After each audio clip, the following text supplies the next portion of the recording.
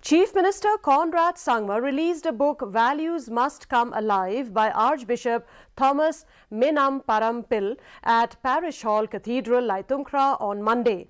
The Chief Minister told the audience that Archbishop Thomas Menam Parampil, a retired Archbishop of Guwahati, had taught his father, late P.A. Sangma.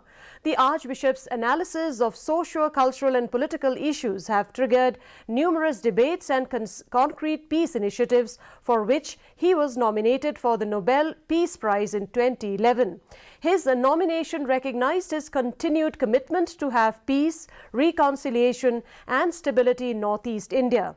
Turning to the book that lays stress on dialogue, he stated that issues such as unemployment, ethnicity are the factors of insurgency in the Northeast, even though it was all along viewed that insurgency was the problem.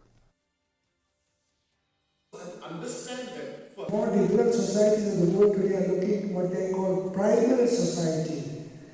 They don't like to use the word tribal society, it has a negative connotation in some parts.